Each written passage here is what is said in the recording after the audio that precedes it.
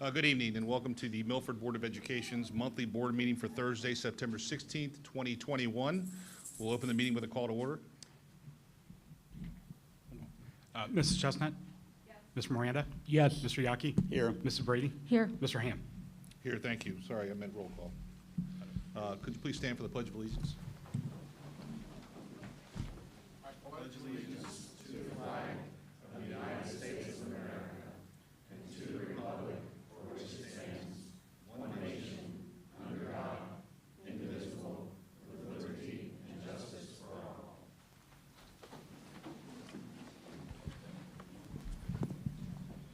All right, thank you.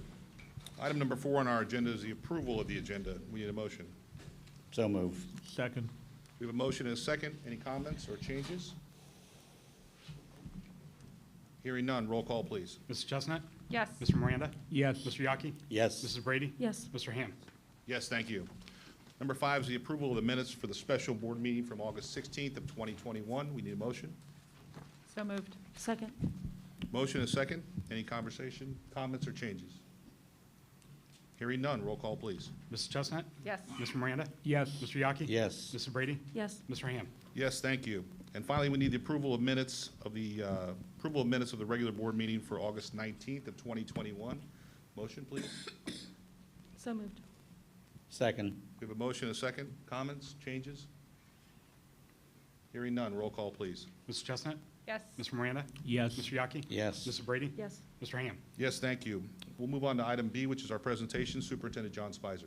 Thank you, President Ham, members of the board, our audience. We do have some special guests this evening. We'll start with Michelle Dolezal and Dr. Arnold.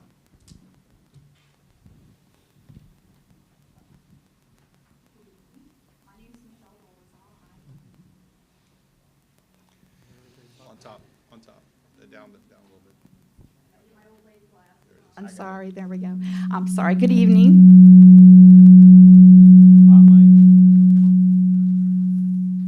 It was the glasses. This is our monthly ritual. Sorry, I ritual. didn't. Do you think I'm okay? Okay. I'm Michelle Dolezal. I am the school counselor that has the privilege of working with the senior class of 2022 this year. I'd like to introduce you to one of my students, Ayla Grabenbauer, if you want to come on up here. Ayla is one of our top students who just recently, we found out recently, scored a perfect score on the ACT test. So congratulations.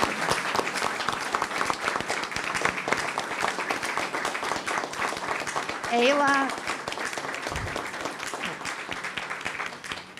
is the daughter of Kelly and Corey Grabenbauer. She attended McCormick Elementary School, Milford Junior High School, and is now a student at Milford High School. She has a weighted GPA of 4.610. She's taken many honors in advanced placement courses. She is a 4-year member of the girls cross country team and has run track for 3 years. So a star athlete and is very active in her church community. So just want to introduce you to her. Way to go.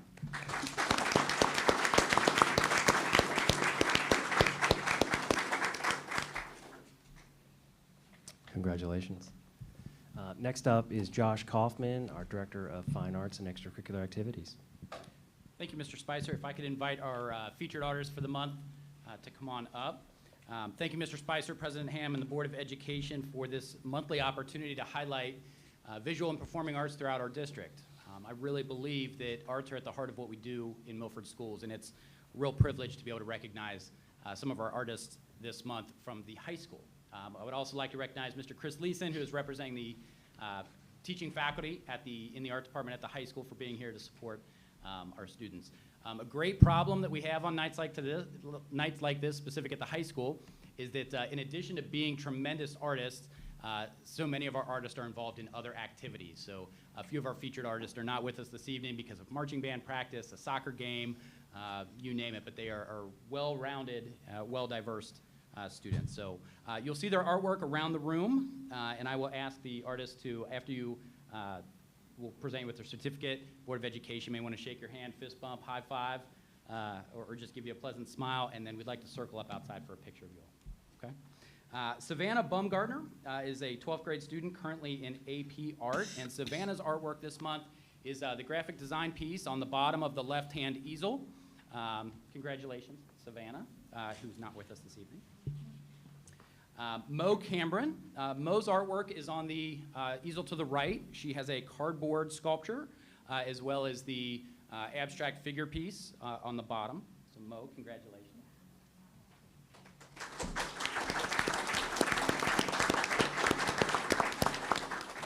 Simone Early Slack is an 11th grade student in printmaking, and she has the piece on the top left in the back behind you. Simone is not, Simone's here.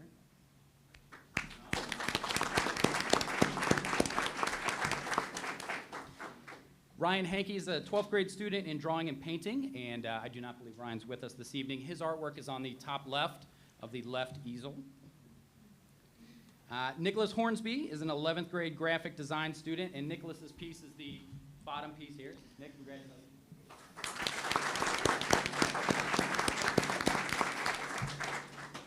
Ellen Long is at marching band practice this evening, right? Yeah. She wasn't sure if she'd be able to dip away. Ellen's piece is the music hall photograph on the bottom of the back easel, a beautiful picture on a beautiful day of music hall. Sandy Lopez could not be with us this evening. However, her piece is the top piece here. She is a 9th grade student in drawing and painting at the high school. And Isabel Witzkin, printmaking student, has the moth print on the top right in the back.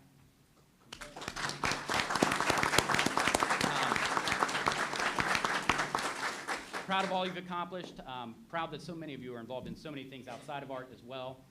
And thank you for allowing us to highlight your work. It'll stay on display here at the board office over the course of the next month, and some of it may make it as part of permanent displays around the high school or the district. So congratulations. I think the board might want to recognize you as well if you want to kind of make the round.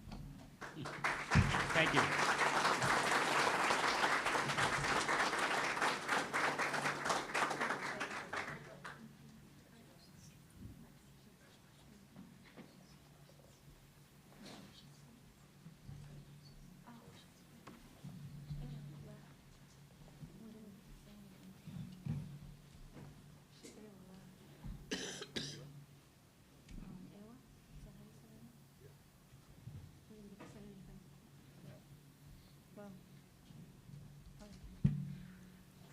Unfortunately, Ayla snuck out before we got a chance to say anything, but what an incredible accomplishment. Obviously, those tests are made not to have people even come close to a perfect score, so incredible. She's also obviously a very accomplished young woman, and she waited and held the door for me as we were coming in. So on top of everything else, she's very polite and sweet. So congratulations to her. What a huge accomplishment for her and for all of her teachers through the years at Milford.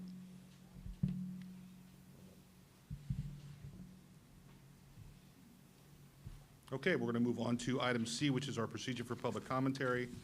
In order to fulfill its obligation to complete the planned agenda in an effective and efficient fashion, a maximum of 30 minutes of public participation will be permitted at the beginning of each meeting. The first public participation is limited to items on the agenda for the current meeting. Continued public participation will be scheduled after the business portion of the meeting is needed. The second public participation is open to all matters and will be for a maximum of 60 minutes. Individuals will be permitted 3 minutes to present to the Board of Education complaints against a school employee are not permitted in public session until the defined lines of communication have been met. Each person addressing the board will give his or her name and their address. The public participation may be extended by a vote of the majority of the board. Jerry Combs.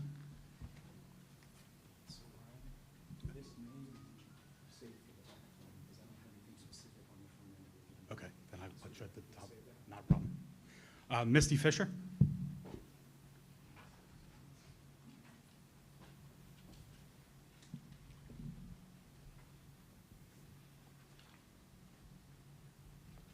Good evening. I love the artwork, all the students that are here. That's awesome. I just have a few words. Why take an oath why would an elected community school board member take an oath to the Constitution? It must mean something, right? A former president once said, protecting the rights of even the least individual among us is basically the only excuse the government has for even existing. Another quote, the right to refuse medical treatment is inherent in every individual, and that Article 1, Section 1 of the Ohio Constitution ensures that every Ohioan has the right to personal security, bodily integrity, and autonomy. You all took an oath to support and uphold the national and state constitutions and laws, and are constitutionally mandated to abide by that oath in the performance of your official duties. You took an oath to uphold the Bill of Rights. You had a duty to protect the least individuals in your community, and you failed in that duty. And I composed an affidavit. It's a declaration of truth, and I wanted to present that to each of you tonight.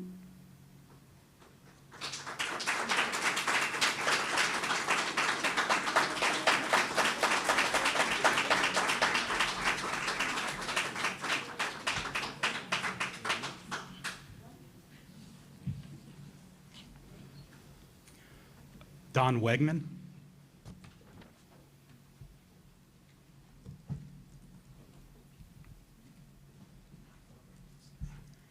She marked on here that it was. So yes, to the students, good job. Way to keep going and keep growing. I think it's a beautiful thing in this country, absolutely. I know it's not question and answer. I'm going to hold this. I know it's not question and answer time, but I just, do you guys honor the Constitution of the United States of America? Not a word. It's not a Q&A. Well, the flags have gold fringes. Do you know what that Public means? comment is not a Q&A. You can Why make not? any comment you want because it's not. It's a part of our policy. It's not a Q&A. If you have information that you need from us, we can get back to you with information anytime, but this isn't a Q&A. All right, well, the gold fringes on the flag, I'm a United States veteran, and the gold fringes is your warning that you're leaving your constitutional rights at the door.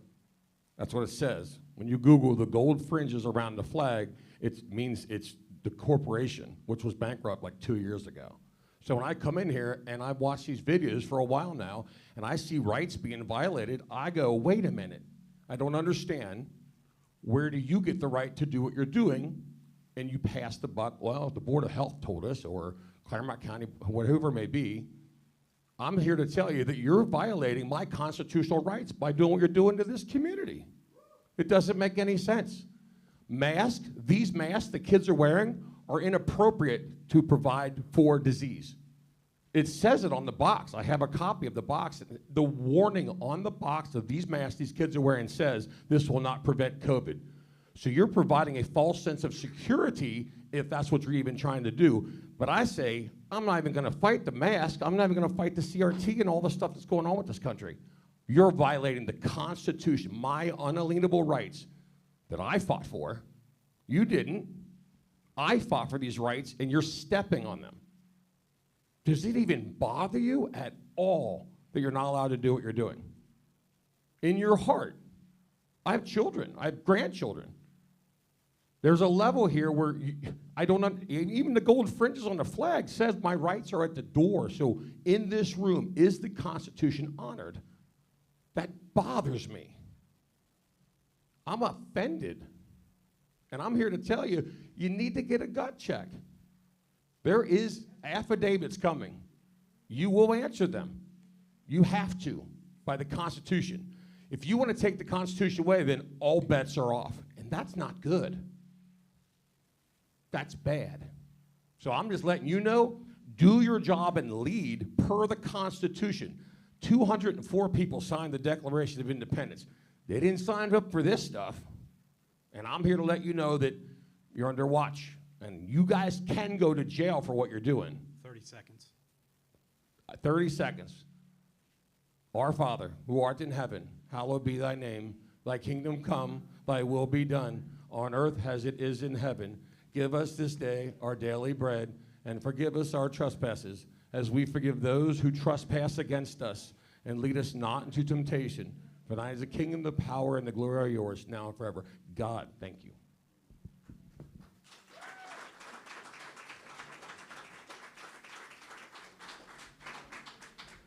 Beverly Wellborn.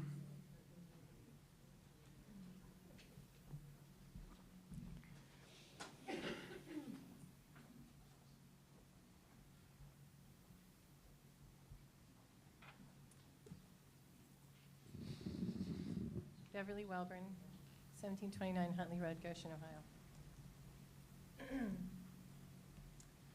I pledge allegiance to the republic.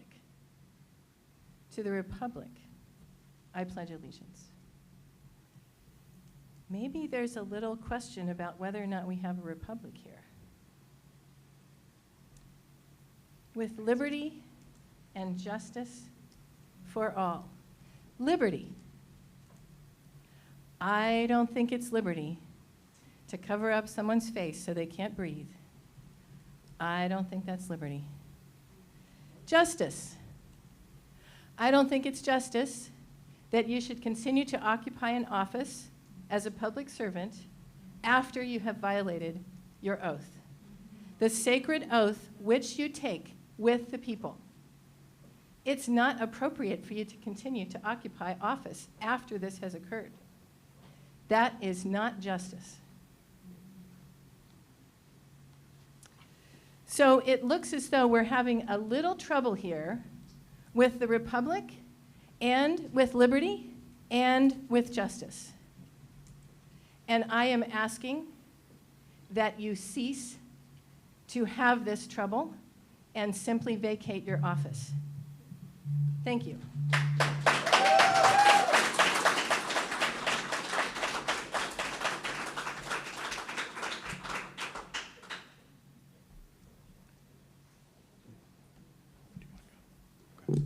Jerry Combs.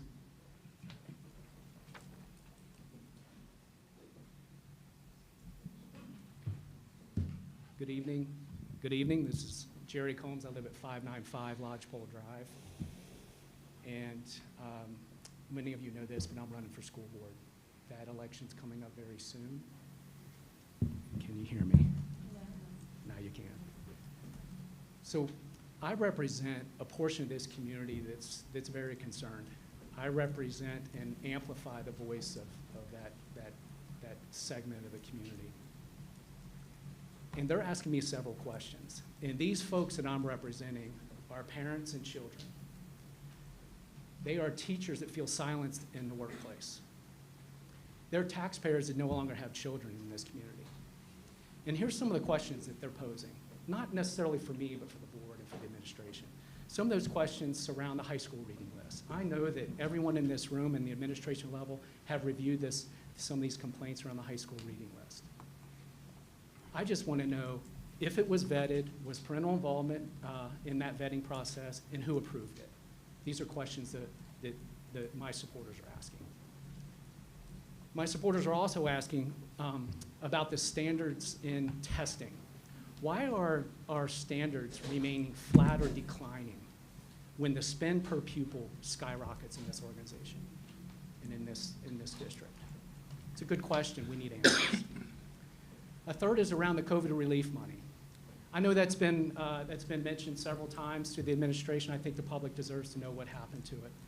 In 3 separate government distributions called ESSER funds, there was almost $500,000 worth of COVID relief money that was delivered to the district. And the vast majority of that went to staff bonuses. And I want you to hear what I just said. The vast majority of that went to staff bonuses. In other school districts, they invested that in air filtration systems, which makes a lot of sense with what's going on today. The third thing that a lot of folks are bringing me is the culture of the school. The children are no longer encouraged and excited to go to school anymore. They're not coming back from school happy. They're actually coming back depressed. We've had a couple of recent super unfortunate incidents in this school with student harm that breaks my heart. And yes, the family's being torn apart, but I think the school has something else that they can contribute to encouraging these kids to be great. There's a bond issue coming up. My supporters are incredibly skeptical of this bond issue because of the way it was handled in the past. 30 seconds. Mr. Spicer, I applaud the Q&A today. I know there's a couple more left. I'm going to ask that you double and triple your efforts to reach out to the community for more Q&A. Make more of them evening specific so that some of the working families can get there. And I'll leave with this. I just encourage all of you to get involved and stay involved. I'm going to continue to challenge this district to be great every single day. If we don't demand excellence, we'll never get it. Simply put, this district has enormous potential, and you deserve more. And I thank you.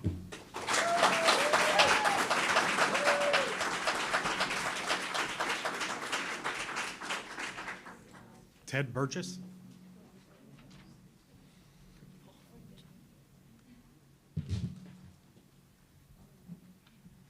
My name is Ted Burgess. I live at 5657 Whitmer Estates Drive in Milford. I've prepared affidavits that detail the unlawful acts that I have personally witnessed committed by the 4 members of this board who voted in favor of a mask mandate to be imposed on the youngest school children in this school district. You took this action at the on August 16th at a special board meeting held to consider the issue.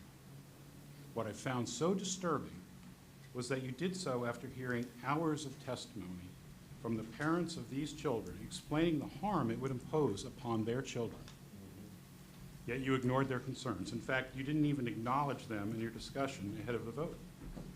You chose instead to follow the pseudoscience and misinformation propagated by the political class who crave mandates and other means of exerting power and control. That's a group that now we see evidently includes the 4 of you. I cannot prove that you had already decided to vote in the mask mandate ahead of the meeting, but the conduct of the meeting certainly suggests that was the case. And if so, that too was a wrongful act by this board, and that too should be addressed, but I'll leave that for another day. The callous disregard of this board for the well-being of the children in this school district should shock every parent and resident in the district. In the affidavits that I'm about to present to the 4 of you, I have detailed why the mask mandate is harmful to those children on whom it has been imposed, the specific harms I have witnessed parents describe to you, and the unlawful nature of this action. On the latter point, I observed that the board was asked at the special meeting under what authority was it taking this action to impose a mask mandate, and none of you could cite that authority. I believe that is because you have no authority to do so, as is detailed in the affidavits, and I urge the board to repeal this unlawful mandate. I believe the statements I have made in the affidavits to be true and correct, and I have affixed my notarized signature so stated.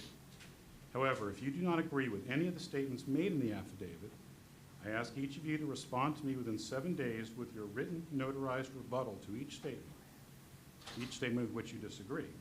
Be aware that if you do not respond within that time, you will have tacitly agreed to any and all unrebutted statements.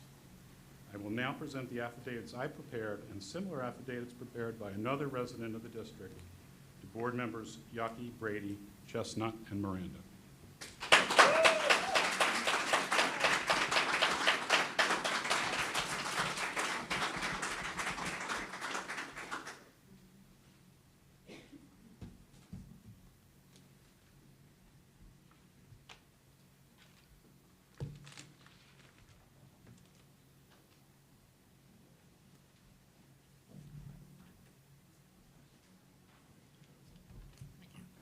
Mo Cambron.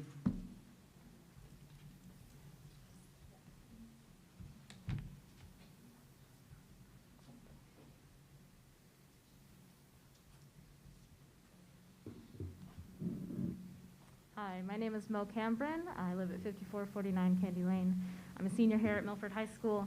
And as you've seen tonight, I'm very passionate about the visual arts, but I'm also passionate about another aspect of the arts, and that is theater. I've been a part of theater at Milford since I was in 7th grade, and it's deeply important to me. And although I know that theater and the arts never seem to be a priority, I will always fight for more support and funding. Specifically, I'm asking you to consider allowing extracurriculars to require masks for activities. In addition to the fact that I am scared for my health, my peers' health, and our directors' and choreographers' health, I really want this upcoming show to happen. Not only because we've worked so hard on it for the past few months, but also because if we have this show, we'll make money on it. If we make money on this show, we'll be able to have the next play, which means that we'll make money and be able to have our spring show. If we can't get any additional funding by asking the board, the least you can do is let us do everything we can to ensure that this show happens. Perhaps you see the performances and think that Mrs. Arbor and the program always seem to make the show happen, and it's a cute little show, but what you don't see is the stress behind the scenes because of the lack of funding and support. Allow extracurriculars to require masks for your money and our health. Thank you.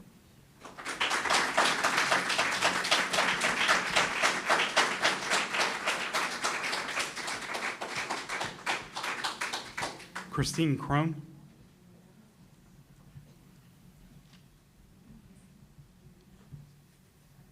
Christine Crone, 976 Hollow Creek Drive. I'm here to say thank you to you all. I know the past month has been stressful, but I want to thank you for your decision that you made. You may recall that I have a first grader with Down syndrome. She's on an IEP, and so we have successfully avoided a couple quarantines because her classmates and her were all masked. It's essential that she stays in the classroom for her education. She has a shared aide. She has therapies. And because of all the masking and the success that it's had, we've avoided disruption in education. So I want to thank you. I appreciate you all, and thank you for your leadership.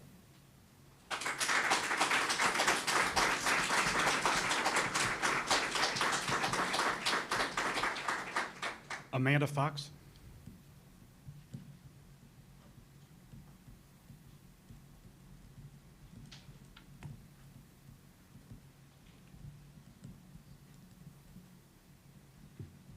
Amanda Fox, 6331 Lake Ridge Court, Loveland, Ohio.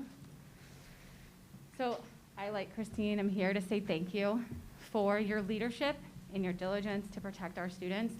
I have a sixth grader who had the first week of school, I got a courtesy call.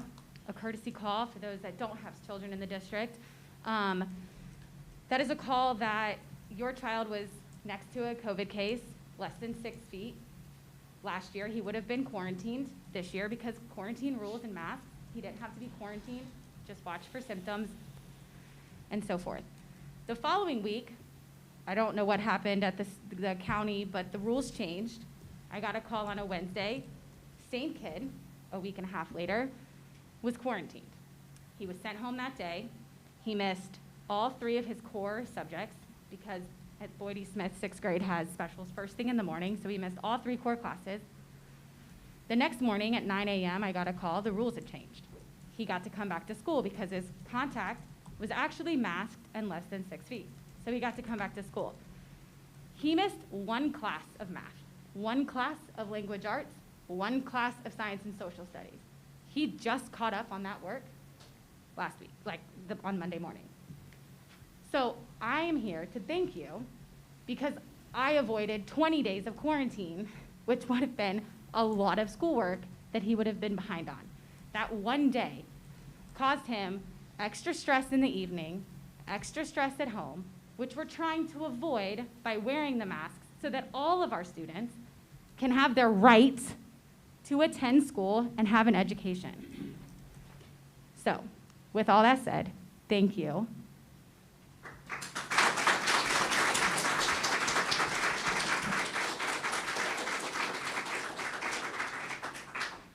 Michael Shep.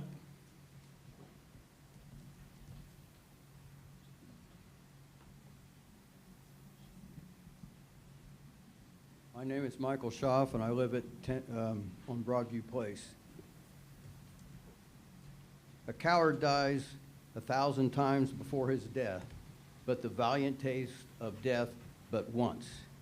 It seems to me most strange that men should fear that seeing death, a necessary end, will come when it comes.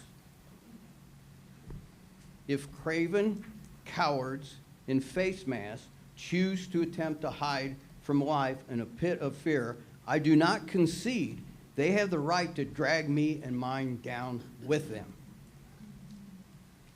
I say attempt to hide because life has a way of finding you, no matter how desperately one tries to hide. I feel sorry for the bubble-wrapped children. I know you won't end this mask madness because, with one exception, this board is made of cowards. Let us fully understand what you do when you impose masking. You threaten us ex cathedra with violence. You sit there, some of you hiding behind masks, threatening me and mine with the point of a gun if we don't follow your diktats. For that's what it comes down to. For those of us who would choose not to sacrifice our children on the altar of this strange new religion of mass, you will send men with guns to our doorsteps. You will use guns to demand we join your religion of the mask. You have done what the Taliban has not. You have put boys in burqas. Are you proud of yourselves? Let's consider why you make this threat of violence. The federal government is bribing you with money it confiscates from the citizenry. The so-called American Rescue Plan Elementary and Secondary School Emergency Relief Fund is nothing but a $122 billion bribe in order to take over local school systems. If you refuse to submit, you don't get your 30 pieces of silver. Cowards.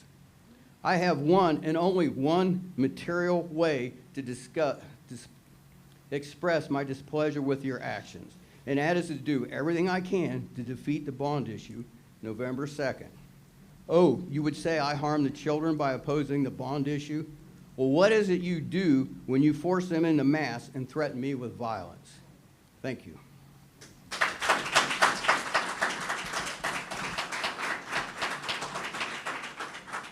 Willow Watkins.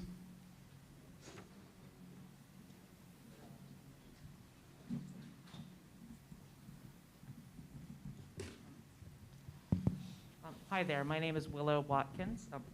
Did not mean to detach that, excuse me. I'm a bit clumsy, as you can tell, I apologize. I live at 5711 Tall Oaks Drive, Milford, Ohio, and I am the older sibling of a student of Meadowview Elementary School. I wanted to come up here this evening to thank all of you for the bravery that you have. I guess this isn't necessarily the right word to use in this syntax, but enacted is the best word I can come up with as a facsimile for it, of enacting the mask mandate in spite of there not being a precedent for it. I think that was generally a good idea because of how all of the science and research on the issue would indicate that was the correct decision, even in spite of a lot of the fears of those who might not have all the information necessary. And thank you additionally for listening to your community in that regard. I think it is much braver to have made that decision than to have hidden behind some web of various ideologies that justifies one's own personal ambitions over the well-being of society. I yield the rest of my time. Thank you.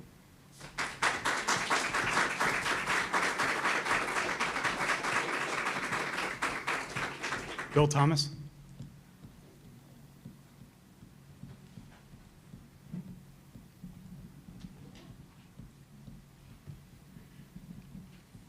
Bill Thomas, 838 Dorjean.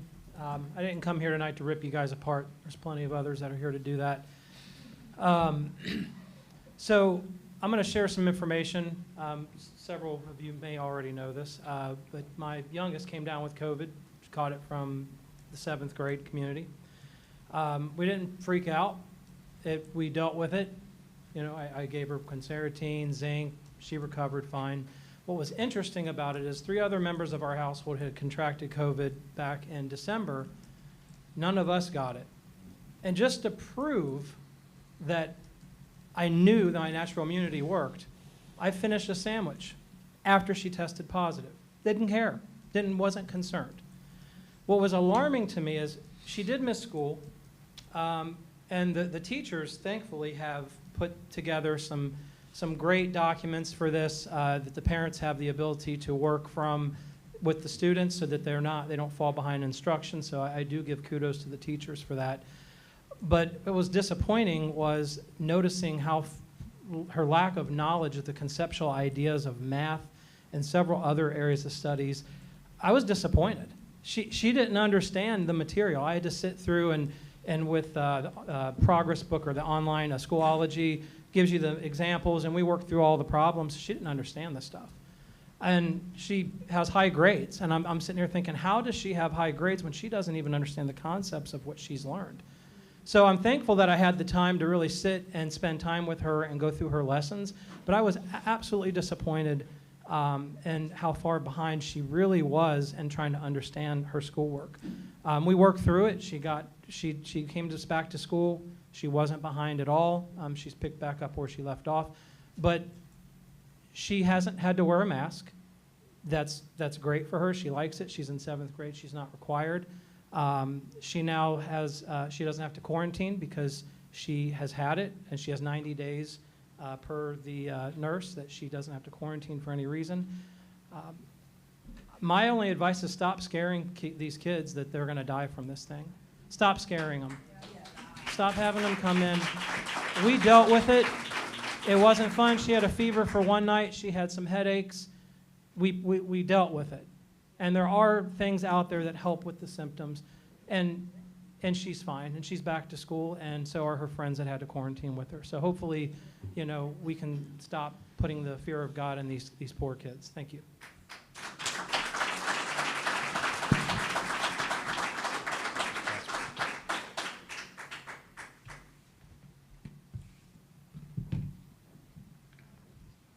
Okay, thank you. We're going to close public commentary for the first public commentary and move on to item D.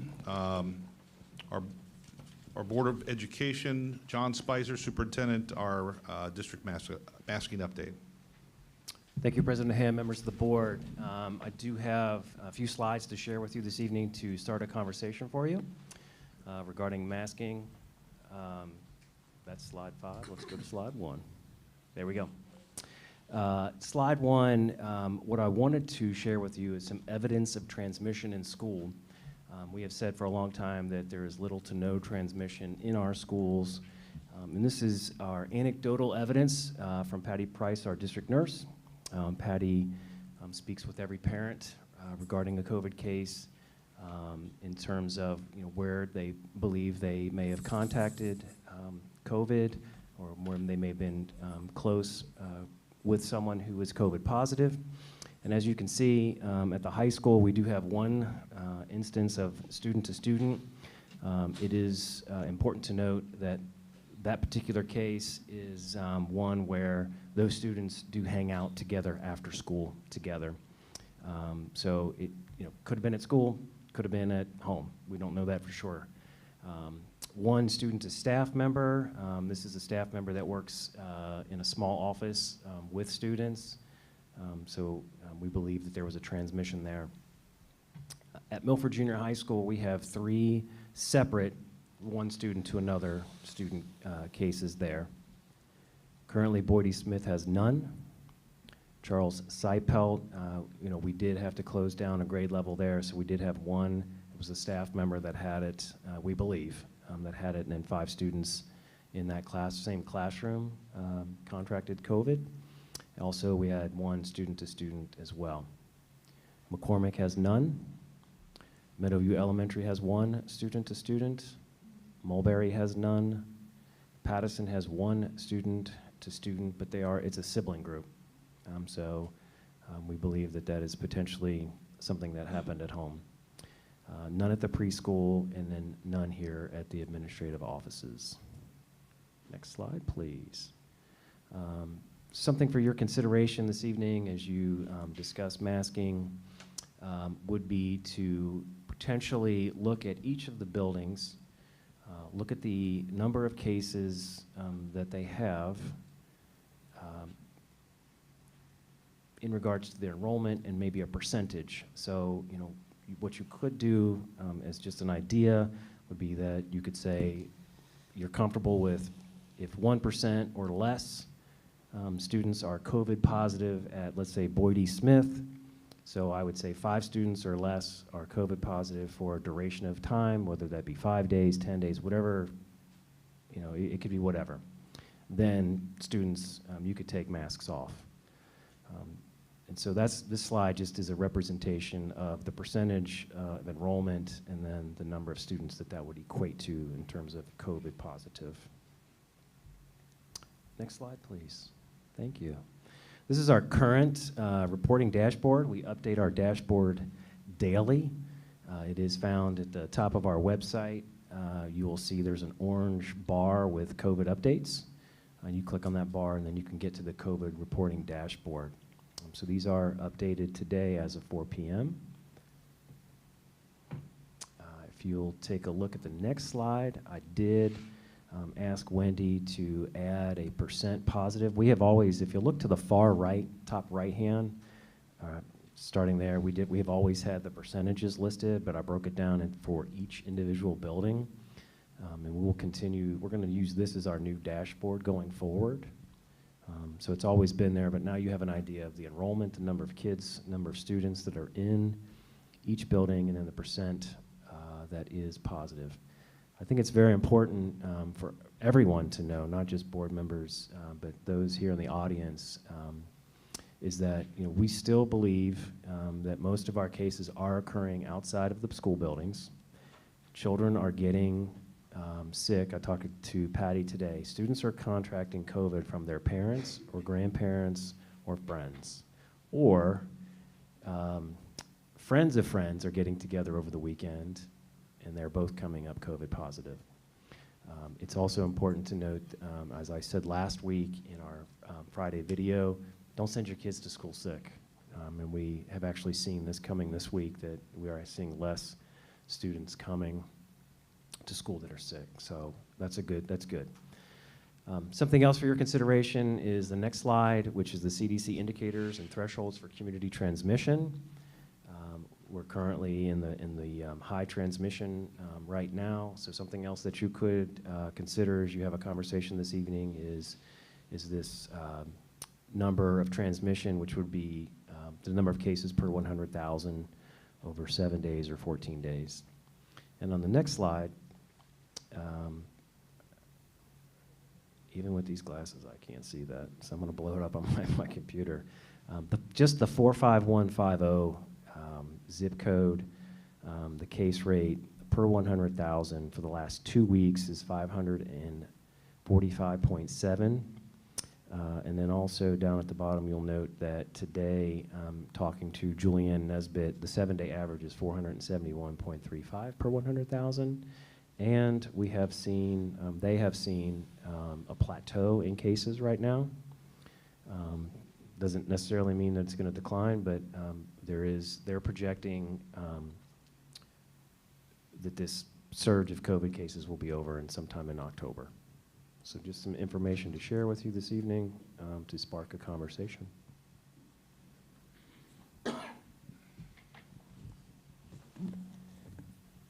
Mr. Spicer, I try to follow all these daily reports as much as I can, and sometimes it's very difficult to interpret all the numbers and the significance.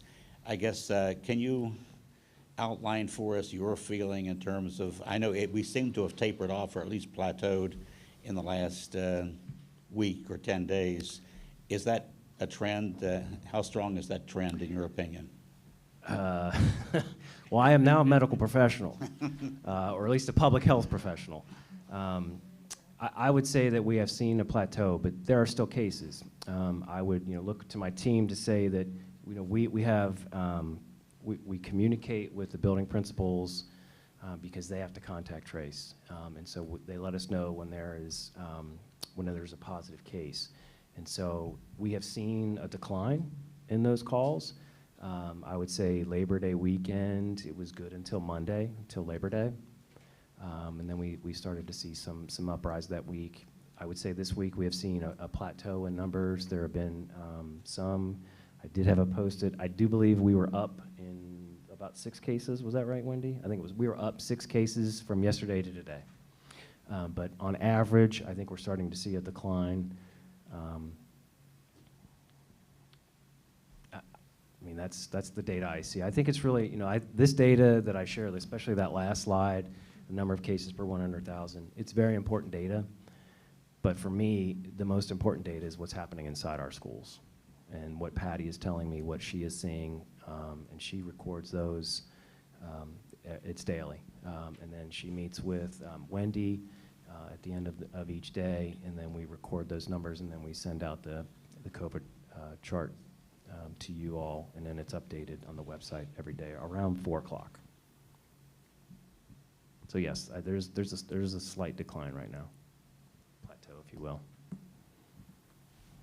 I think a plateau is good. A plateau is good, but it's at, so the red slide that you had up, the health collaborative, Yep. that says numbers over 100 is red, and we're at 471 now. So Correct. It's plateauing, but it's still way up there. It So, is. Yeah, I think it's a while till, I mean, hopefully it drops fast. I mean, I think what the masking is showing is that it's helping. I would agree that the transmissions are likely not the 8 hours they're in the classroom, but the other, however many hours are left in the week in the community. I think it's, I think something that's important to know is that is the community, some of you have brought up this evening, is that, quarantining, we do get questions from 7 through 12. This is the second time my child's been quarantined, what do I do? The only answer I have is put a mask on or get vaccinated. I don't have an answer. My job is to keep kids in school, and I have to follow those guidelines. So, that's my answer. Or you wait, that if you get it, then you've got 90 days that you don't have to quarantine. So I think that's, just something to think about. I personally live it. I have a 9th grader as well, so, we made the choice of what we thought was best for him, and that's what he does. That's the biggest issue to me, is the quarantine necessity and keeping kids in school, because we don't want to see any more kids sent home and be away from school any longer than necessary. I don't want to see the mask mandate go any longer than necessary, but on the other hand, I'm hesitant to end it too soon and have a surge take place immediately thereafter either. So I have mixed feelings.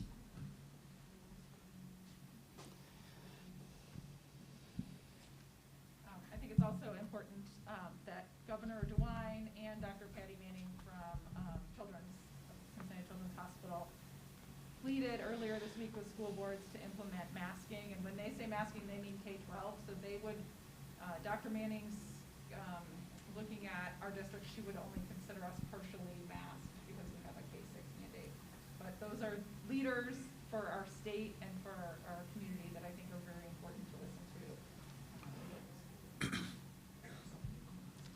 Yeah, one document that you shared with us earlier in the week, which was information from Hamilton County Public Health, the City of Cincinnati, Children's and Children's Hospital, and the Health Collaborative, that takes some of this into account. And like Emily said, they are asking for masking K-12.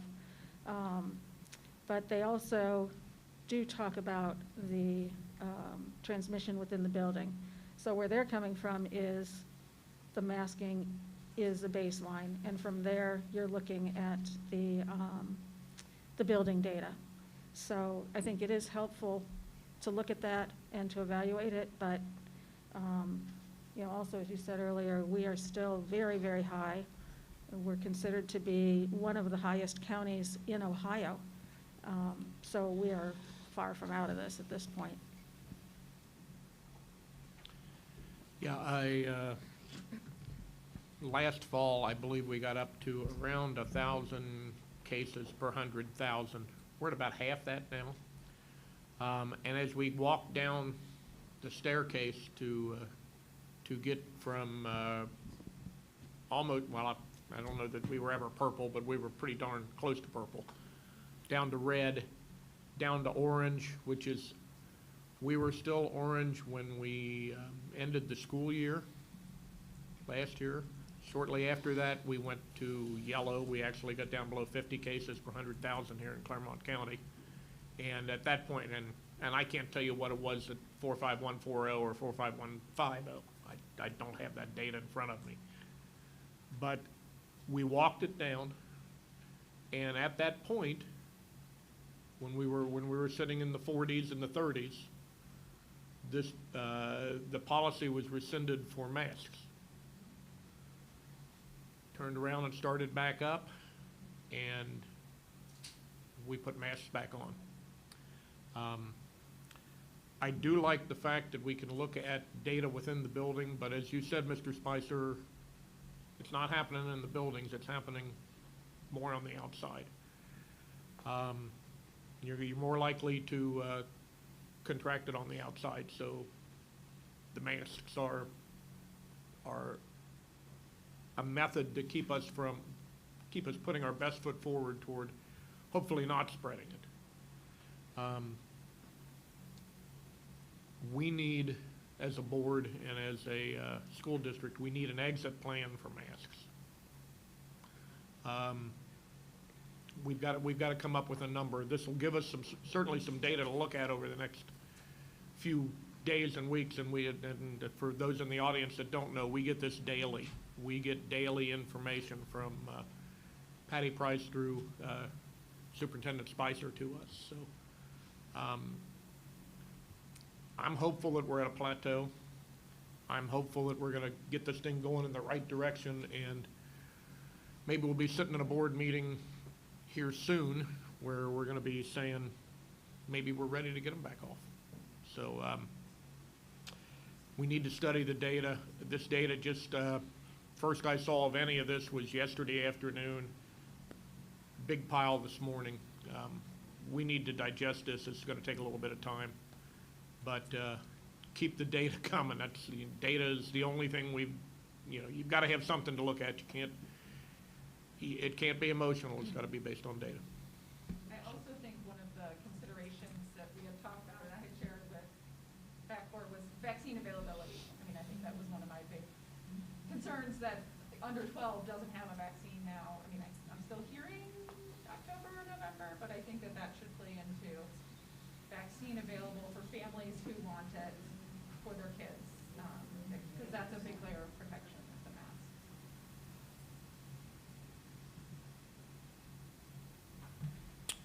I just want to refer back to the first slide. Is there a chance we can bring that up?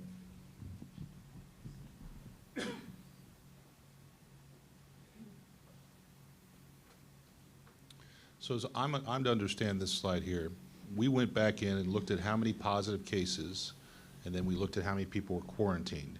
And of those quarantined, which means they had close contact, how many positive cases came out of that quarantine group, correct? Yes. So what Patty does is, in the spreadsheet, when a student is positive, there are comments about where they got COVID, and so that's why I preference, when I said at the beginning, this is anecdotal data. This is not like research data. This is Patty going through her spreadsheet saying, I talked to this parent or this guardian or whomever. This is where the student they believe got COVID.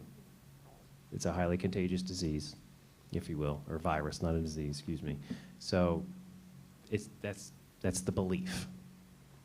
Well, I think it's not all the information, but it's important information, because if you look at this, based on our data that we've collected, where we have our students' masks, we have 5 cases that transfer within the schools, and where we don't have our students masked, we have 4 for the entire school year, right?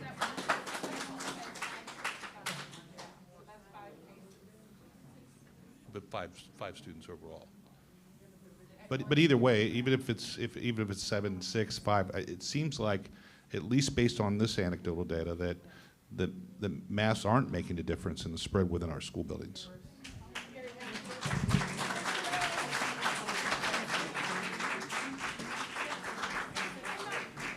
I'm not sure that we can consider. You're on. I'm not sure that we can do. Is it working? Yeah. Could you check I think she's number 6. Number 6. Check number 6. That anecdotal evidence, because the contact tracers don't always have a chance to talk to family. I mean, you have to call back, and so I think that the numbers are so low, which is good spread-wise, but I just don't know that this is a good story, and to me it's saying that masking is helping in the places that we have it. But with the transmission rate in our county right now, I'm not comfortable considering. The one thing that we didn't talk about is even if the numbers are equal at this point, you've also got a certain percentage of your junior high and high school population have been vaccinated. And you have a zero population that you have a zero population at the elementary level. Yeah, and again, excuse me, please. Come on, guys. I'm not saying that this is the only data we should use. I'm saying that this actually shows at least a picture of what could be going on within our buildings. And in terms of the vaccinations at the junior high and high school level, these take those out because you're not quarantined if you're vaccinated. You come forward and say, I've been vaccinated, I'm not quarantined. So these are just those that are left over. So I think it's interesting. We need to follow this. We need to watch this trend because at least our data right now, and this is data, even though it's anecdotal, suggests that there may not be a difference. And we didn't see with masks on last year, we didn't see a lot of transmission issues inside our buildings. And so I think the assumption was, okay, maybe the masks were a big reason for that. And some of the outside research suggests that that's true. But at the end of the day, I don't know if it is or not. And I think that we should really keep an eye on these figures.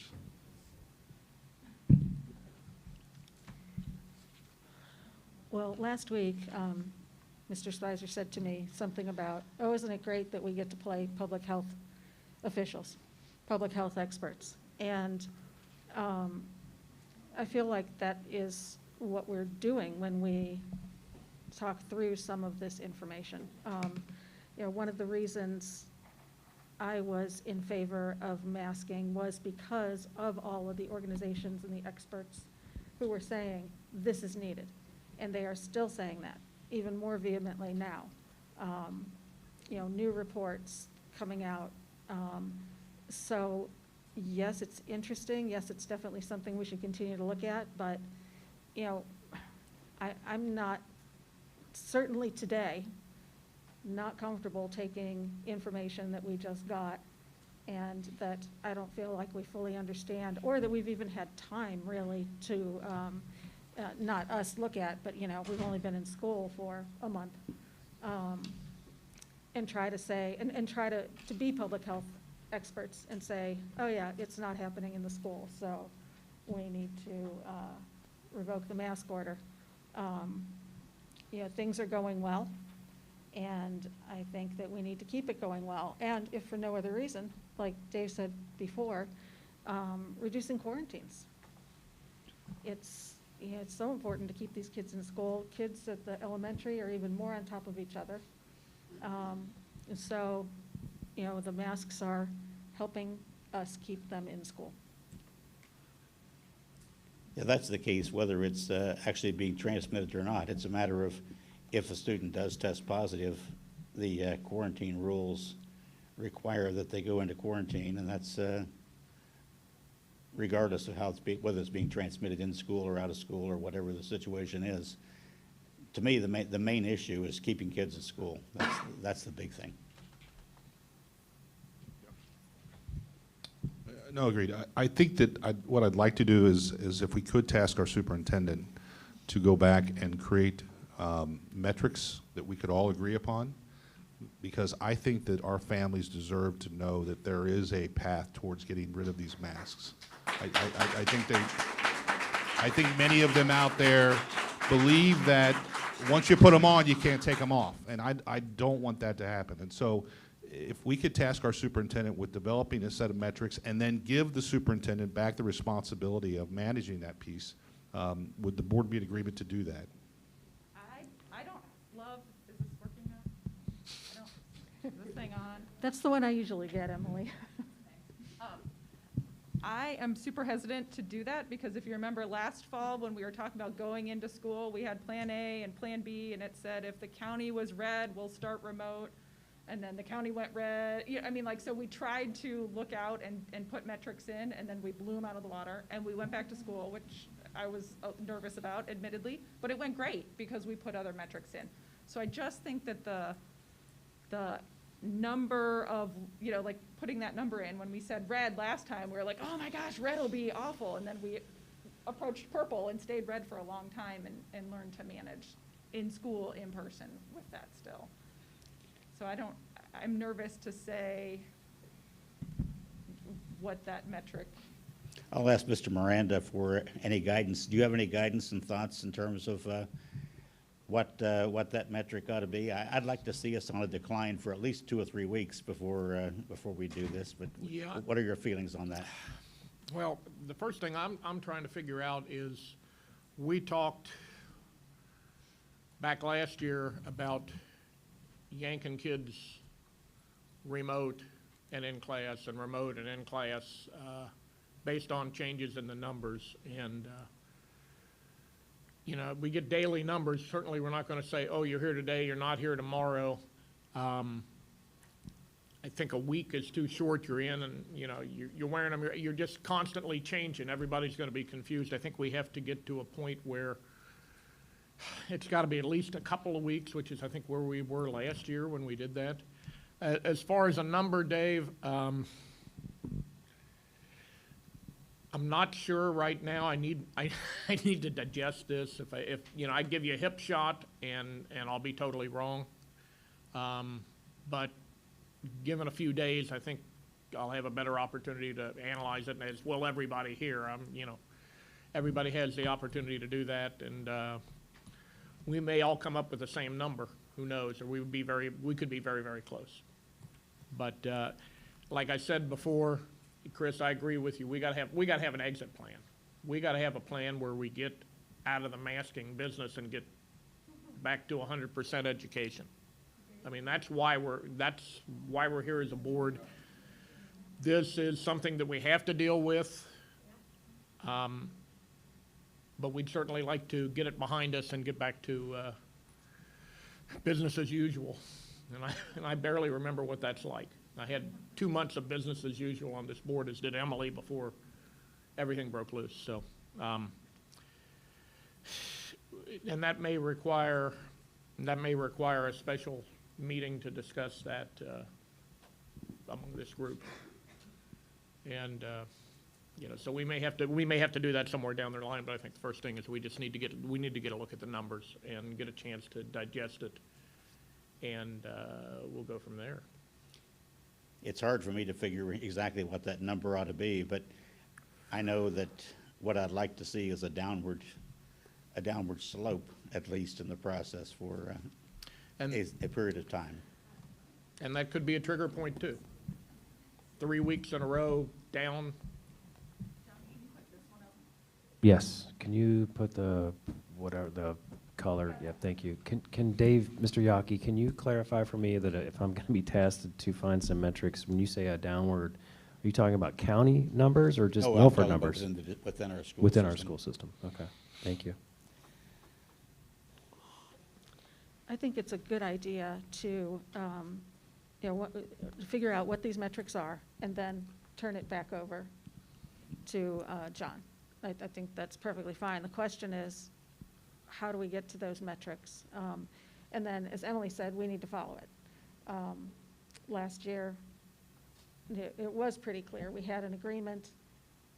We got to that point, and we didn't follow the plan, which, you know, as you said, it worked out fine. But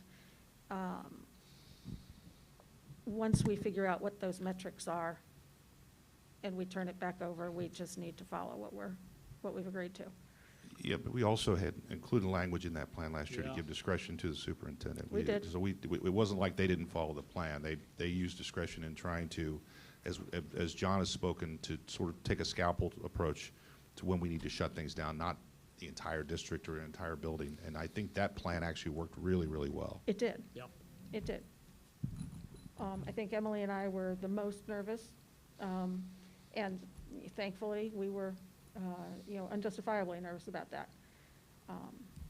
But just, as I said, I just want to make sure that when we do come to agreement, we all agree, and, it's something that we then stick to. As I've tried to follow the numbers, I think we're a little bit lower than we were, but Sometimes it's down a little bit, up, down, up. I'd like to see at least a couple weeks of sort of a steady decline before we move away. If we all recognize that community transmission is really where it's happening, because that's where their students and staff and everybody are spending their time, that those county numbers that we get are important to look at. And I think that will be the best trend. Looking at ends that we have now are small.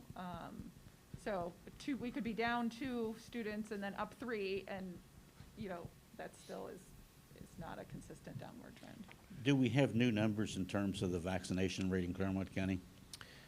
As of today, I believe I did an average. She gave 12 to 14 and then 15 to 17. So it's about 40% for that age group. I don't know about the rest of the county. It's probably 60%. Actually, we need to look at the entire population, I guess. If they're getting it from their parents, we need to see how many of those parents are vaccinated. And Emily, when you were discussing looking, I believe you said the county numbers, and do you really mean the county numbers, or do you mean the zip codes that we reside in? I'm fine with either. Yeah. Well, and I mean, we should pull in 244. I mean, it's tricky because we have a couple. yeah, you've got 244 in there, and you got 140 and 150, and that's 98% of what we've got. I grew up, as did Chris, out in the remote areas of the county. The numbers are much higher out there. My hometown, I think, is number 2. We're actually, as a community, doing fairly well. I think we need to take advantage of that and try to see what those numbers look like and piece those together, and then we may be on our way, and we may be closer than we think we are. Again, I've asked for us to task our superintendent, and I'm hearing that that's okay. We still have to make some decisions on that, absolutely. but task him to sort of start putting together metrics associated with how we get our masks off of our children. And Superintendent Spicer, metrics, don't exclude anything. If you've got a number, I don't care if the list is this long, we'll wade through it, because one of the ones down toward the bottom may be the one that we all go, yeah, that's the one we need to look at. So I'm not asking you to go create them, but if you've got numbers and you've already, you're kind of calculating them on a notepad, please pass them along to us. Mr. Yaki, you asked about fully vaccinated in Clermont County is 48.5%. That's still not real good. That's on the CDC site. And I think that probably is the statistic that's as significant as anything. If kids are getting it outside of school from their parents, et cetera, that the more people get vaccinated, the numbers are going to go down in the schools.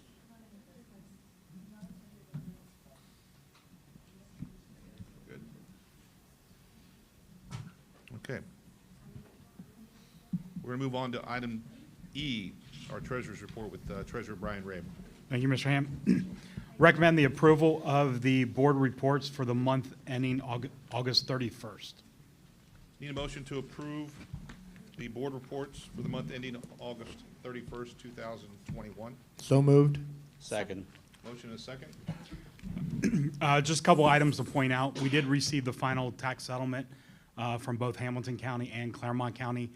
Those were up a little over $382,000 compared to the same point in time last year. We did end the month with a little over $53 million in general fund. This will be the high point for right now. The next couple months, we'll start seeing that decline until we reach the next point of property tax collections in February or March.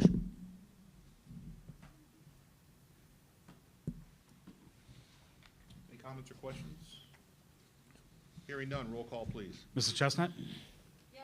Mr. Miranda? Yes. Mr. Yaki? Yes. Mrs. Brady? Yes. Mr. Ham? Yes, thank you. Next item is the recommendation to approve the annual appropriations resolution. Okay, we need a motion to approve the annual appropriations resolution. So moved. Second. A motion and a second? We did receive several small grants for the elementary buildings in the last month, so we need to increase the appropriations so that those buildings can spend that money. Any other comments? Hearing none, roll call, please. Mrs. Chestnut? Mr. Miranda? Yes. Mr. Yaki? Yes. Mrs. Brady? Yes. Mr. Ham? Yes, thank you. The final item is the recommendation of the disposal of the Cub Cadet 4x4 utility vehicle. We need a motion to approve the disposal of the Cub Cadet 4x2 utility vehicle. So moved. Second. Motion and a second? This was donated several years ago by the athletic boosters. The athletic department is looking to dispose of this and then basically replace it. Most of the replacement costs will be from the sale of this Cub Cadet as well as a donation from the athletic boosters. The original funds from that came through the Zach Streif Dream Big Foundation when that was in effect here for us for several years. And that certainly got a lot of use for a lot of years, so it's time for that to be retired. It's also kind of fun to see a document from 2007 with your signature on it, Dave, so. As the athletic booster president, yeah. That was there. Okay, here for no further comments, roll call, please. Mrs. Chestnut? Yes. Mr. Miranda? Yes. Mr. Yaki? Yes. Mrs. Brady? Yes. Mr. Ham? Yes, thank you, and thank you, Treasurer Rabe. Thank you. Moving on to our item F, which is our superintendent business, Superintendent John Spicer. Thank you, President Ham, members of the board. Under number 1, policy, we do have some items for our first reading. We did cover these in the policy committee, numbers 1 through 25. No vote is needed as it is a first reading. Under item 2, policies for approval, this is a second reading, items 1 through 7.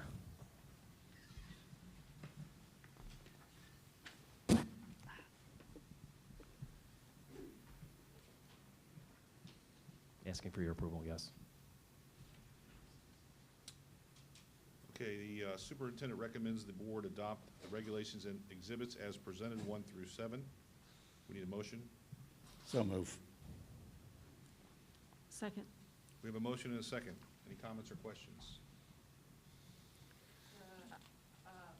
Especially the 25, that's a big list, and that's because there's review and cleaning up, there's not significant changes. There is not. You know, as I read through that mix.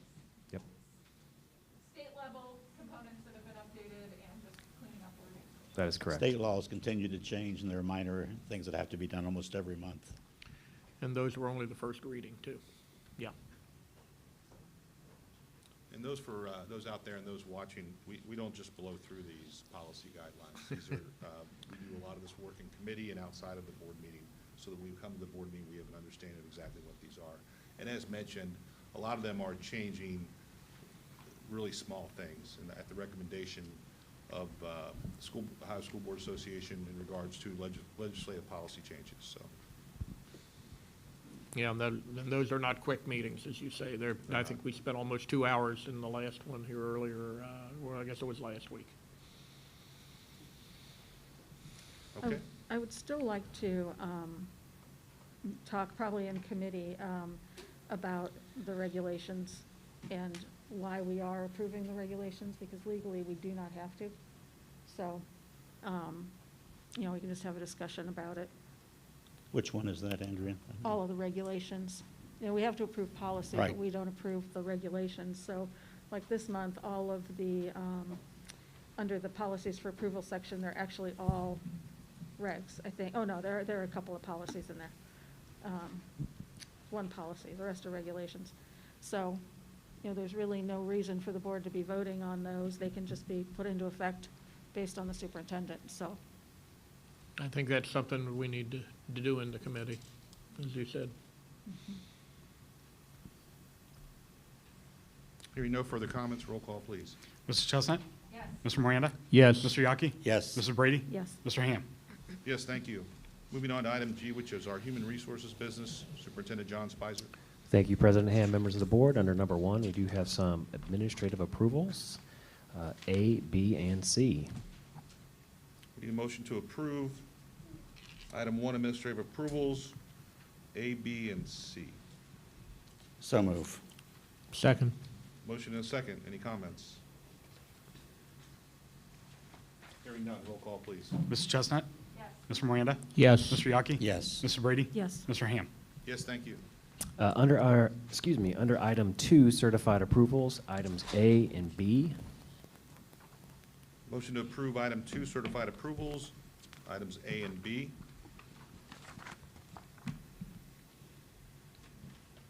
So moved. Second. Motion and a second. Comments?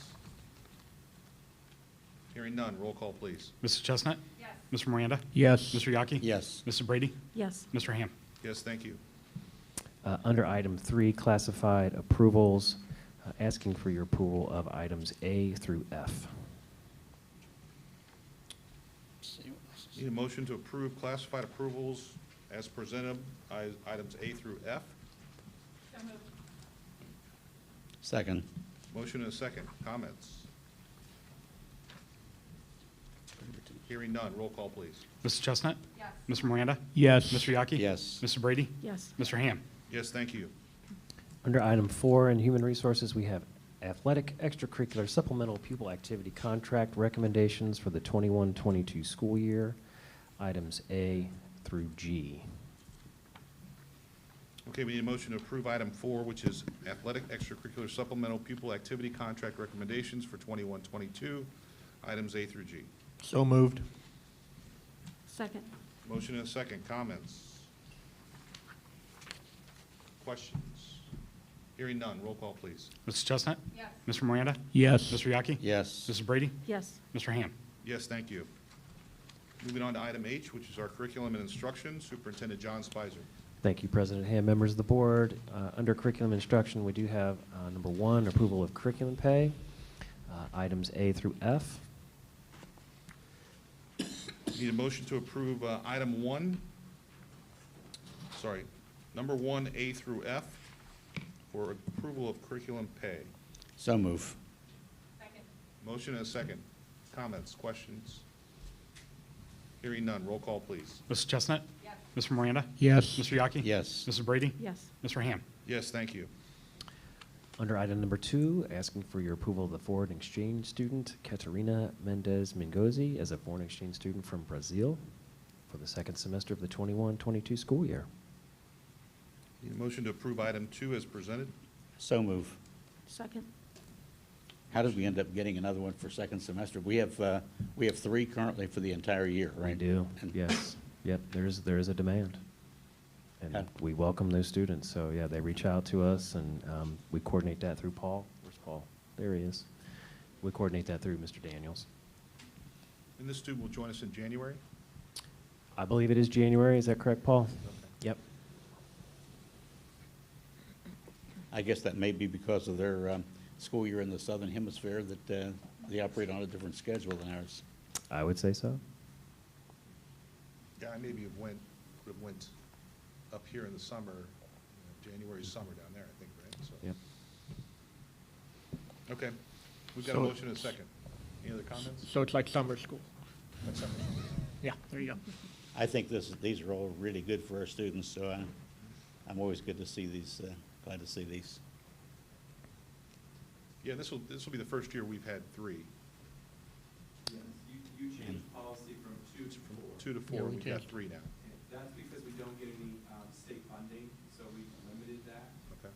But because there's no cost to us and those families pay the fees, you as a board voted to move from 2 to 4. Good. Thank you. This is our 4th. There's 3 here now. Yeah. This is our 4th. This will be the This is- 4th. This is number So 4. in the spring, there will be 4. 3 to 3.5, I guess, for half a year. And There you go. All right, very good. Roll call, please. Mrs. Chestnut? Yes. Mr. Miranda? Yes. Mr. Yaki? Yes. Mrs. Brady? Yes. Mr. Ham? Yes, thank you. Under number 3, asking for approval of the handbook, A and B, approval of handbook updates. Need a motion to approve the approval of the handbook with the updates, items A and B. So move. Motion and a second. Any comments or questions? Hearing none, roll call, please. Mrs. Chestnut? Yes. Mr. Miranda? Yes. Mr. Yaki? Yes. Mrs. Brady? Yes. Mr. Ham? Yes, thank you. Under number 4, approval of the following field trips, A and B. Need a motion to approve the following field trips A and B. So moved. Second. There's a motion and a second. Comments, questions? I guess the comment there on refund policy in place, I guess that's in regard to if there's necessary Yes. to cancel the trip. That Yes, if there's any necessary cancellation, that there is we made sure that the advisor, the teacher knew that, to let the parents know that there has to be a refund policy in place in order for us to proceed with allowing the trip to happen. We don't want to get to April and, DC shuts down, let's just say, that there is a refund policy through the tour group, that our parents get a full refund or 90%, et cetera, something to So I that assume effect. there's a travel insurance policy that's in I effect would for that, presume, then? yes. I would certainly purchase travel insurance at this point.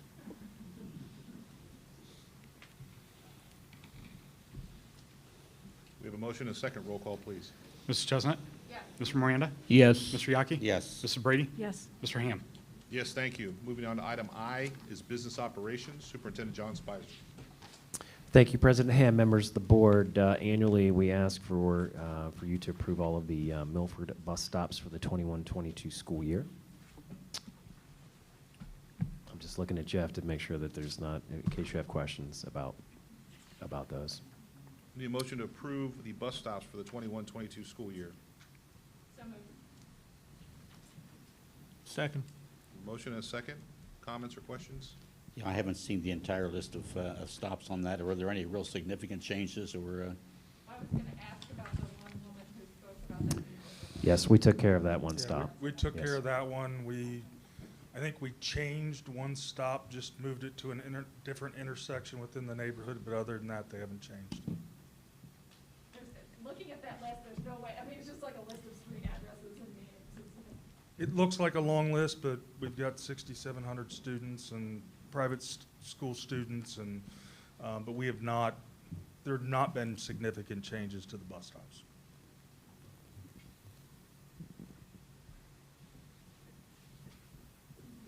Okay. Thanks, Jeff. We have a motion and a second. Roll call, please. Mrs. Chestnut? Yes. Mr. Miranda? Yes. Mr. Yaki? Yes. Mrs. Brady? Yes. Mr. Ham? Yes, thank you. Moving on to item J is our concluding item, starting with number 1, which is public participation. I will not read through this again, but on the second public participation, you are able to speak on any subject matter. There is no restriction based upon the agenda for the evening, and there will be 60 minutes, up to 60 minutes, and 3 minutes each. Do we have any speakers this evening? Yes. Rebecca Bourne?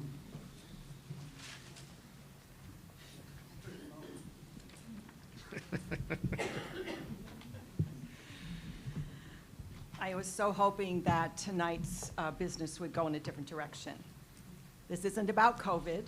It's not about a mask or no mask. My actions are based on knowing my rights and the outright disregard for those God-given rights that your actions have violated. You don't get to play public health director. It doesn't matter if DeWine said you mandate masks or the public school or since Children's Hospital. Actually, DeWine's throwing you under the bus because he doesn't want to take responsibility. At the last meeting, I served 4 board members an affidavit. I'm thinking either you didn't read it or you showed it to someone who advised you to ignore it. Either way, your disregard of the notice was foolish. By not submitting a rebuttal, you have agreed to all the charges. You have admitted to criminal activity. That means you forfeited the right to sit in that seat. I have notified the Ohio State Board of Education and the Clermont County Commissioners of your criminal activity. Because of your continued disregard for the law, this week, I will submit a citizens' county criminal complaint. I'll submit it to the sheriff, the county prosecutor, and the attorney general.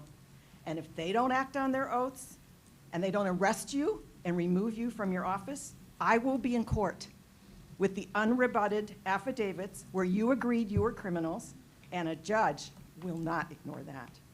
You will be removed from office. All this could have been avoided if you would have followed your oath and done what was necessary. I also had the intention of filing a hit against your bonds of office, but I discovered that you have none. That also is very unfortunate for you, because that means you are personally liable for any actions against you, and it is entirely possible for complaints to be filed demanding compensation for mental health appointments, for stress, strain on parents and children, only to name a few. Sadly, you underestimated the people of Milford. Sadly, you forgot you took an oath to support the Constitution. This unlawful structure that is in our government is coming down. Oh, and I now get to serve you with another affidavit from Rachel Davis, who could not be here. The evidence continues to mount.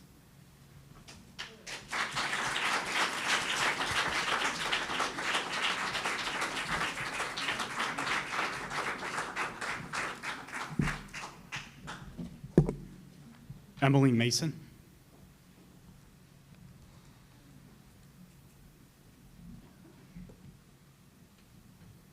Hi, I'm Emily Mason at 1312 Gatch Court, and I come to the board tonight with a question and an ask. I've been talking to a lot of the people who live very close to the school, and they're all wondering why the stadium lights are on at night so late when there appear to be no games going on at the time. So I'm just asking that if there is not a good reason for this, that we find a way to be fiscally responsible and keep those lights off when there's nothing happening at the stadium. That's it. Thank you.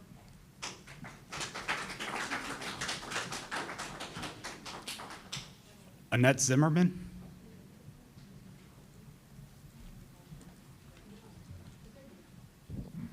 Annette Zimmerman, 1193 State Route 131. I hate public speaking, but my concern, I have a daughter who's a sophomore, and we were assigned reading for the summer, and then also more literature throughout the year. And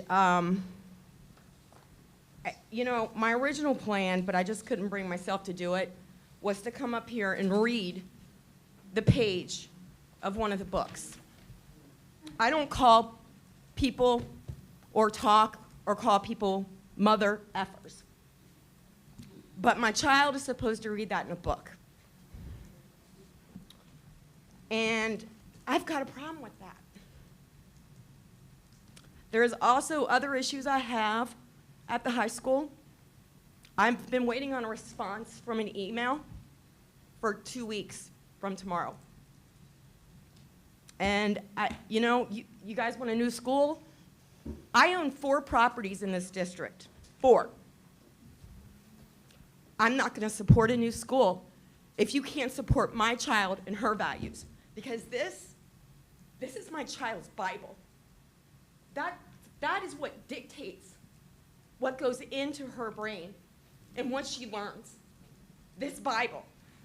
Just because a lot of the parents, I saw a post on our class's Facebook page, and I watched a parent get like, you know, ridiculed because she was questioning what her child was reading. And you know, I'm thankful that she did that because I wasn't paying attention. One of the books that they're gonna be reading soon, let me see what it's called again. And I'm happy to give you guys these copies if you wanna look at them. Let me find it. Balzac and the Little Chinese Seamstress. Goes in, you know, there's a couple challenges or issues I have as a parent of a female daughter, where one of the issues I have is it talks about someone trying to find help for a girl that they impregnated and trying to find her an abortion. That goes against what I believe in. All of this does.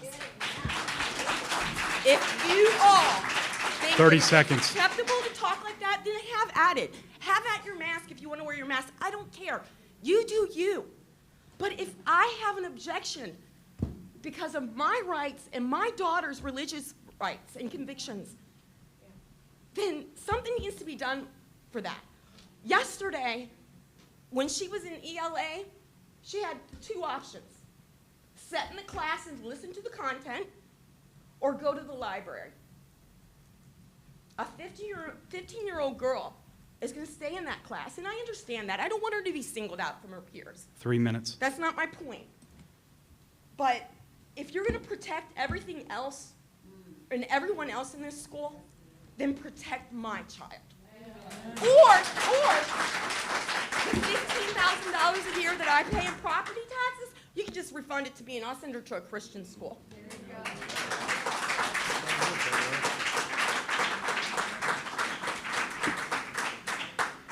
Bill Mason.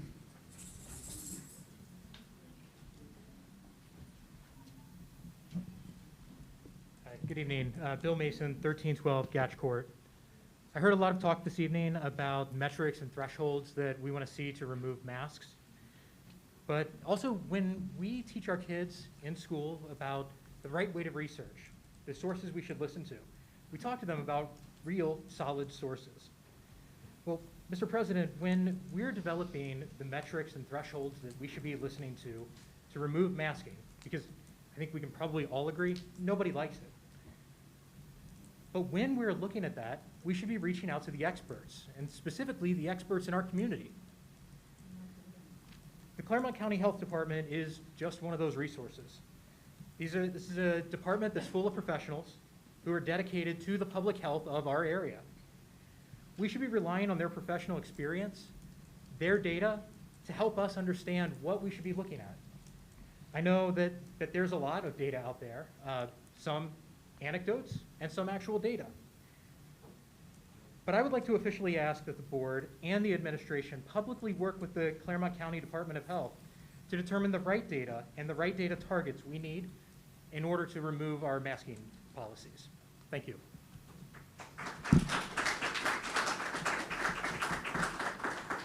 Bill Thomas.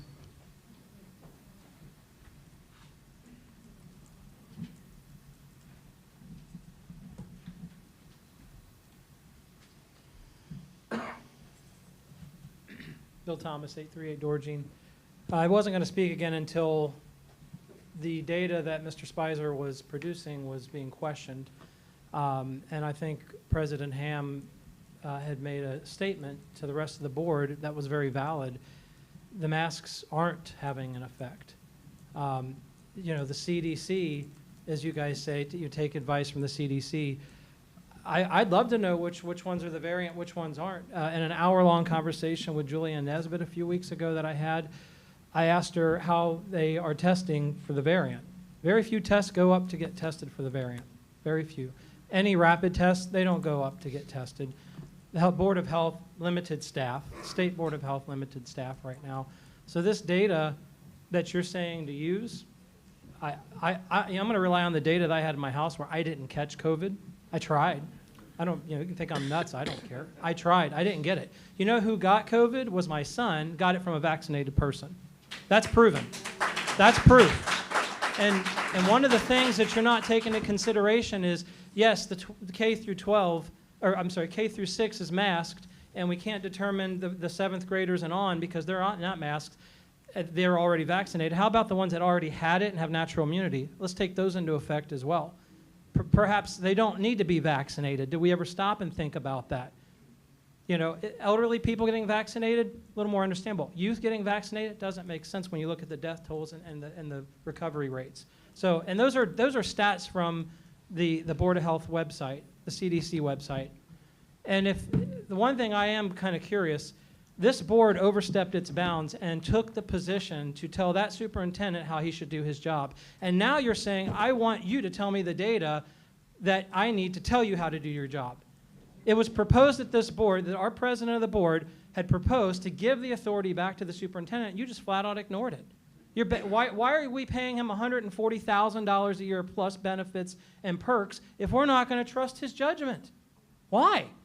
It's not your job to do that. Your job as board members are not to overstep the authority of the superintendent. So why are you doing it? As far as the lady that had issues with the school books, as you all, a few of you know, I met with Paul and John with a few other people a couple weeks ago about these books, and we discussed these books. These books are a problem. They've been a problem in the district. 30 seconds. I don't see any other, very conservative books, but I certainly see a lot of left books being pushed on these kids. I do. Look up the books. 75% or more of them are left-driven, if not more. I pulled every single book, reviewed it with Mr. Spicer and Mr. Daniels. There was one or two books that were on the list that were of a conservative. And the Noah Trevor book, yeah, I knew that was there. We brought this up weeks ago. And I'll end on this. I was very thankful to see that the high school principal had a shirt on at the meeting tonight. I sent both of you a picture of what's passed around on Snapchat. It's wrong. It's wrong, and you both know it.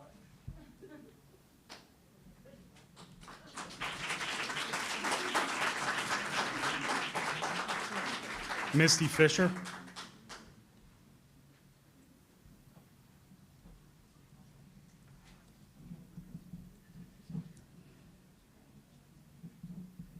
I know that you can't answer me tonight, but I do have a question.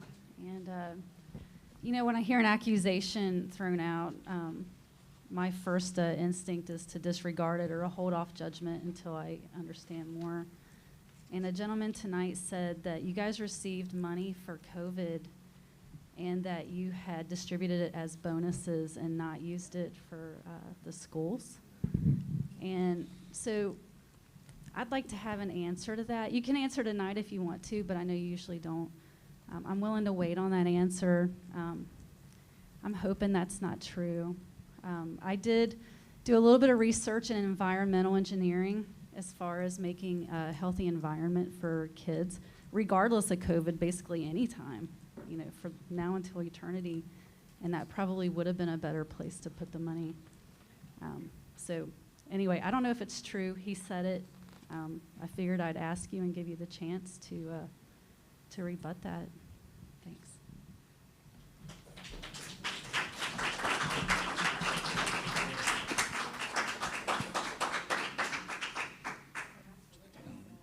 B. Norris.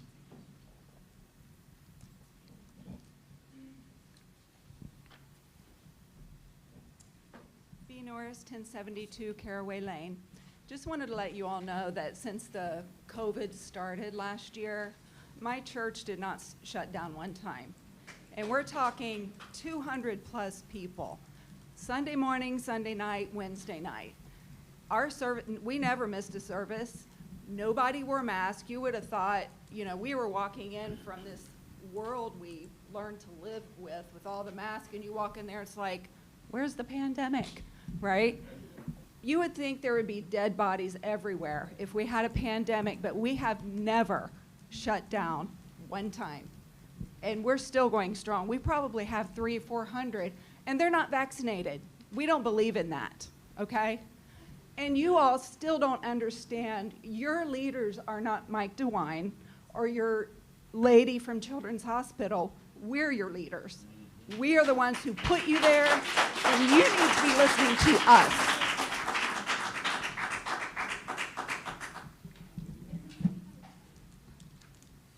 That's all. Okay. We are going to close the second public participation. Thank you, everyone, for coming and speaking, those that did speak. We're going to move on to our next regular board meeting will be October 21st, 2021, right here at 1099 State Route 131, Milford, Ohio, 45150. I'm going to ask for a motion for us to move into executive session to consider the employment of a public employee. So moved.